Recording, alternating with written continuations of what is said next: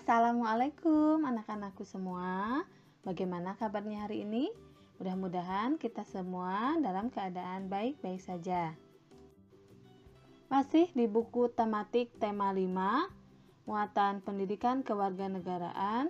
Tema yang akan kita ulas kali ini mengenai upaya mempertahankan persatuan dan kesatuan bangsa Indonesia. Materi ini disampaikan untuk kelas 5 sekolah dasar.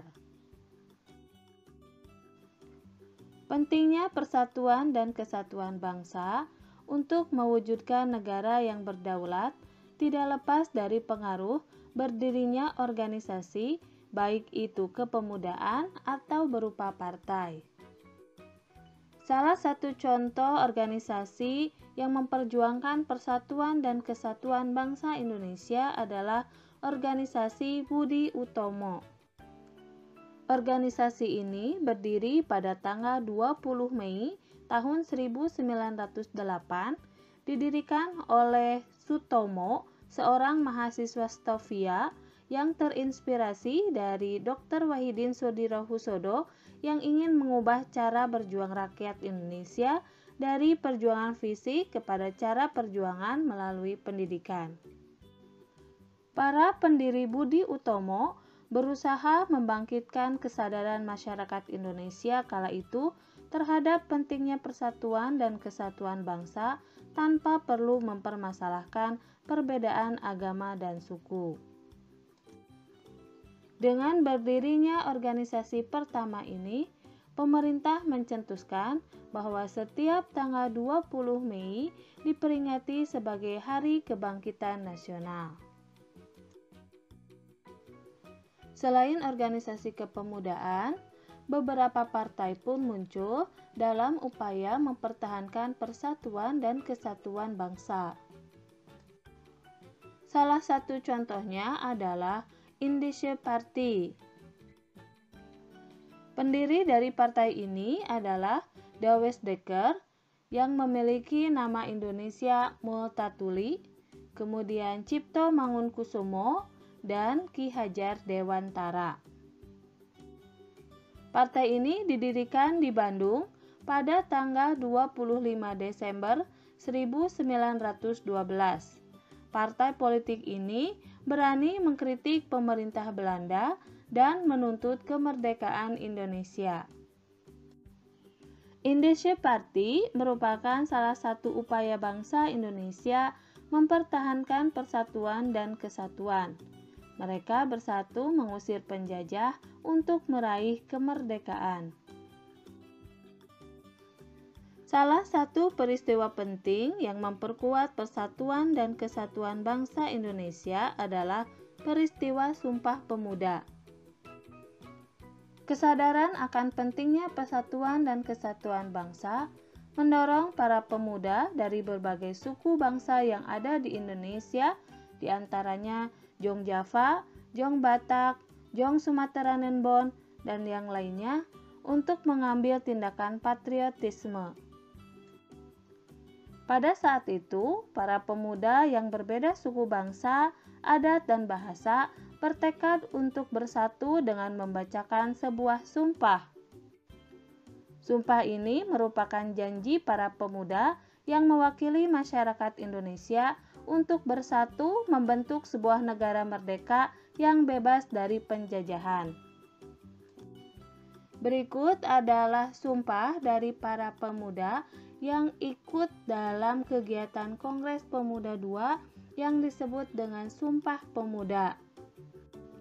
Sumpah Pemuda. Kami, putra-putri Indonesia, mengaku bertumpah darah yang satu, tanah air Indonesia. Kami, putra-putri Indonesia, mengaku berbangsa yang satu, bangsa Indonesia. Kami, putra-putri Indonesia, menjunjung bahasa persatuan, bahasa Indonesia. Pada kegiatan ini juga, untuk pertama kalinya, lagu Indonesia Raya diperdengarkan. Lagu Indonesia Raya diciptakan oleh Wage Rudolf Supratman. Mengingat pentingnya kegiatan tersebut, pemerintah menetapkan bahwa pada tanggal 28 Oktober diperingati sebagai Hari Sumpah Pemuda. Salah satu tekad yang diwujudkan dalam Sumpah Pemuda oleh para pemuda adalah tekad untuk menjunjung tinggi bahasa Indonesia sebagai bahasa persatuan. Bahasa merupakan salah satu alat komunikasi yang sangat penting. Kegiatan komunikasi merupakan kegiatan menyampaikan pesan dari penyampai pesan kepada penerima pesan.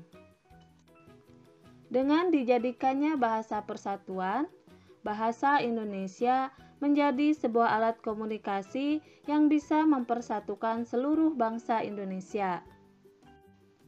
Dengan bahasa inilah, kita memungkinkan untuk berkomunikasi dengan baik sehingga tidak terjadi kesalahpahaman yang dapat mengancam persatuan dan kesatuan bangsa. Setelah melalui waktu yang sangat lama, disertai pengorbanan besar seluruh rakyat Indonesia, akhirnya kemerdekaan Republik Indonesia dapat diwujudkan. Indonesia memproklamirkan kemerdekaannya pada hari Jumat tanggal 17 Agustus 1945 di Jalan Pengangsaan Timur nomor 56 Jakarta. Naskah proklamasi dirumuskan oleh 3 orang pemimpin golongan tua, yaitu Insinyur Soekarno, Dr. Andes Muhammad Hatta, dan Mr. Ahmad Subarjo. Dari golongan muda ada Soekarni, B.M. Diah, dan Mbah Diro. Setelah selesai ditulis, naskah proklamasi diketik oleh Sayuti Malik. Kemudian Insinyur Soekarno dan Dr. Andes Muhammad Hatta menandatanganinya atas nama bangsa Indonesia. Isi dari teks proklamasi yaitu: Proklamasi, kami bangsa Indonesia dengan ini menyatakan kemerdekaan Indonesia. Hal-hal yang mengenai pemindahan kekuasaan dan lain-lain diselenggarakan dengan cara seksama dan dalam tempo yang sesingkat-singkatnya. Jakarta, 17 Agustus 1945, atas nama bangsa Indonesia, Soekarno-Hatta. Setelah pembacaan teks proklamasi diikrarkan, dilakukan pula pengibaran bendera merah putih yang dilakukan oleh Latif Hendraningrat dan Suhud Sastrokusumo. Bendera merah putih tersebut dijahit oleh Ibu Fatmawati. Saat pengibaran bendera, seluruh masyarakat yang hadir menyanyikan lagu Indonesia Raya. Kesatuan dalam bidang sosial memiliki makna bahwa bangsa Indonesia terus berusaha untuk mencapai tingkat kemajuan masyarakat yang seimbang dan merata yang selaras dengan kemajuan bangsa. Sedangkan kesatuan dalam bidang budaya memiliki makna bahwa kekayaan budaya yang beragam menjadi modal bagi pengembangan budaya Indonesia yang hasilnya akan dapat dinikmati oleh seluruh bangsa Indonesia. Beberapa contoh sikap yang menunjukkan persatuan dan kesatuan sosial budaya. Saling menghormati penganut agama lain yang sedang beribadah. Menghargai kebudayaan suku lain. Selain itu, kita juga harus bekerja sama membangun sarana umum tanpa membeda-bedakan. Kita juga harus membantu korban bencana alam tanpa pandang bulu. Dan saling bergotong royong membersihkan lingkungan meskipun berbeda suku, budaya, ataupun agama. Gotong royong merupakan sikap bekerja bersama-sama dalam menyelesaikan suatu pekerjaan bagi kepentingan bersama. Gotong royong sudah menjadi ciri khas bangsa Indonesia sejak dahulu. Masyarakat Indonesia menerapkan sikap gotong royong dalam berbagai kegiatan. Sikap ini bisa menumbuhkan semangat kekeluargaan dan persatuan bangsa. Pemahaman tentang keberadaan Nusantara beserta dengan segala isinya dianggap penting oleh negara untuk menjaga kesatuan bangsa. Oleh karenanya, ketetapan MPR tahun 1993 dan 1998 tentang garis-garis besar haluan negara atau GBHN mengenalkan konsep cara pandang nasional yang dikenal dengan wawasan Nusantara.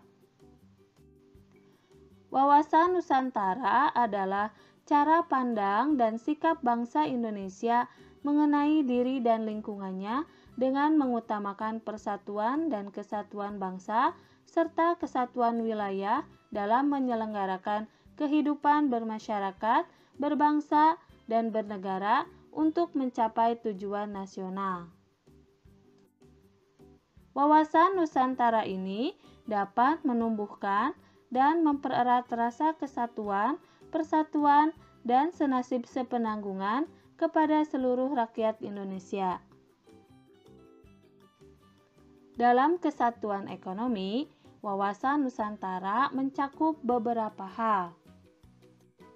Yang pertama, semua kekayaan yang terdapat di wilayah Nusantara merupakan modal dan milik bersama bangsa.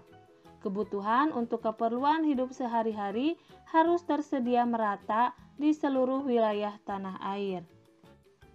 Kedua, tingkat perkembangan ekonomi haruslah seimbang untuk seluruh wilayah di Indonesia, tanpa meninggalkan ciri khas yang dimiliki oleh setiap daerah dalam upaya pengembangan kehidupan ekonominya.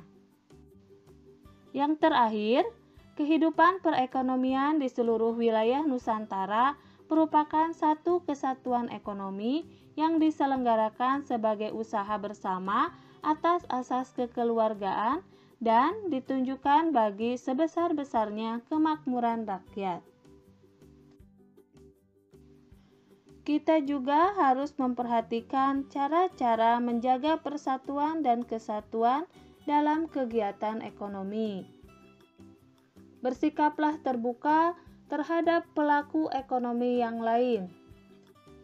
Kita juga harus menghargai dan menghormati sesama pelaku ekonomi. Ketika terjadi masalah, selesaikanlah masalah tersebut dengan cara musyawarah. Memanfaatkan sumber daya alam dengan sangat bijaksana. Yang terakhir, kita menjalin kerjasama dengan baik dan berperilaku jujur. Persatuan dan Kesatuan Negara Kesatuan Republik Indonesia merupakan modal penting dalam pembangunan bangsa. Tanpa adanya persatuan dan kesatuan, bangsa kita akan mudah terpecah belah. Upaya mempersatukan NKRI merupakan tugas kita bersama sebagai warga negara. Mudah-mudahan kalian bisa memahaminya ya. Demikian video pembelajaran kali ini. Kita berjumpa kembali di video terbaru selanjutnya. Wassalamualaikum warahmatullahi wabarakatuh.